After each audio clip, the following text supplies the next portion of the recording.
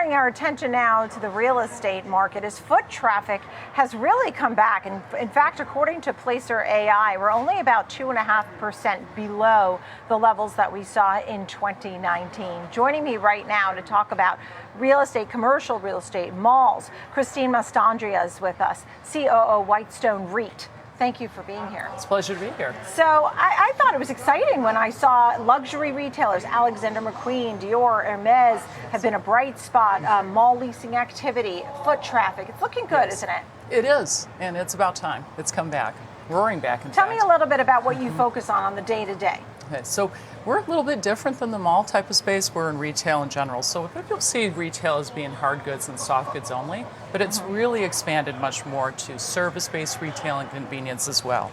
So all across the board, we've seen expansion, whether it's been the soft goods space, and that would be your clothing or beauty type items, so on and so forth, but as well in the service industry.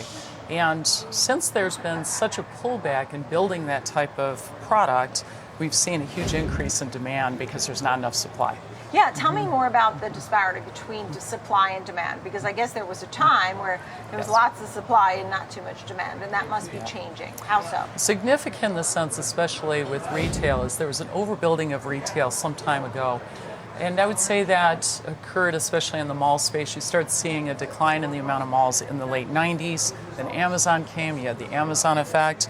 And so that all that was just about meeting the convenience and the needs of the customer. Right. But then with not enough space being brought on and the huge demographic of really considering the next generation, the millennials, so on and so forth, and their buying power, there hasn't been additional space brought on for retail. So there's been a significant change in the need for supply being too costly to build now in demand because you have a new generation of buying habits and behaviors. So a name like Simon, I know you can't comment on stocks particularly, but we look at names like Simon Property Group, which 1 year is up about 36%. You know, I guess we could take a look at names like Kimco and Tanger Malls and things like that. But how, you know, when we see these coming back, that's a good sign, right? What do you think is driving some of these stocks maybe? Well, I think two things. So one is if you look at there's a latent behavior, especially with the millennials. In many cases, they had too much debt coming out of school. They had different buying habits and behavior. And then all of a sudden that all loosened up. If you think about incomes going up, their buying behavior now that they're starting to buy homes and they're coming into their own spending habits and having a lot more money to do so, you had that demand pushing that demography. At the same time, you consider these operators have changed their business models as well. So it was unusual at the time for a mall to have the restaurants. Now it's becoming a much more of an activity-driven place, not just a place to shop for your clothing. Yeah, I mean, you said side hustles, gigs, women's, immigrant. So people are chasing sort of their dreams, right? Yes. And they're opening. They can open, you know, pedicure and massage or whatever, right? That's when you correct. say services, you're seeing a lot more services, right? Yes, especially health, wellness, and beauty. That's been one of the big category growths over the last 10 years. So if you think about in the sense of where is that, that's anything from medical to beauty being fitness and wellness. Right. Those categories have been growing tremendously. And you're seeing them in the malls, you're seeing them showing up in centers like ours as well.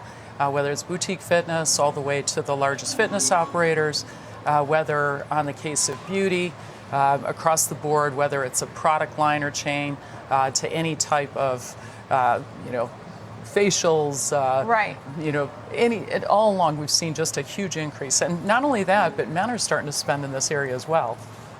And tell me about how AI fits into this, because there is an AI story when it comes to real estate too, right? Yes. So you mentioned Placer earlier. Yeah. So now the choices being made for a location are much more driven about where people live and where they're traveling to. So we've seen, again, a huge change in buying behavior as well as more people with the work from home movement. Well, with AI, you're able to detect with people's phones where they go, how much time they spend there, and then you match that to where their spend is, and that provides a really great opportunity to understand their behaviors to better make a choice for a location for a retailer. I don't want to make it seem that we're unaware of what goes on in commercial real estate. I mean, we're talking about some of the retailers and different kinds of services that are seeing more demand. commercial real estate also encompasses office real estate. Tell me, I mean, some of your thoughts, which is less of what you do, but I mean, we have to acknowledge that, right? Yes. It's had a harder yes, time. It does. And in many ways, you see this, you see sort of this effect that kind of travels through the industry. And so no matter what, everybody is affected by it when it comes to commercial real estate. So I would have to say that retail went through its correction primarily after 2008, 2009. And there was a huge pullback in building any type of retail. There was an overbuilding at one period of time, and again, with Amazon and other means of producing goods and services to people, that shifted dramatically. And what's happened is the same thing is now happening in office. There's just a little bit too much of overbuilding, and there's a lot of obsolete real estate as well. So that same shift that we had in retail is now happening in the office product. And it's going to keep, it takes a little while to work its way through.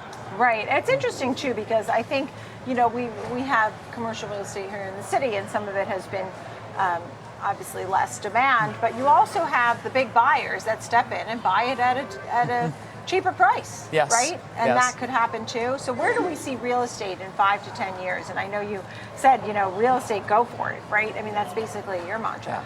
Well, I looked at it this way. So as Mark Twain said, you know, buy land, they're not making any more of it. Unless you live in the Netherlands, where they seem to create land out of water. But when I think about going forward, you're going to have an opportunity, like in the office space that we had in retail. We started buying retail in 2006, 7, 8, 9, 10, 11 at prices that you couldn't buy. Now the same thing's going to happen in office. It's a wonderful time to, if you have the guts, to step in and buy.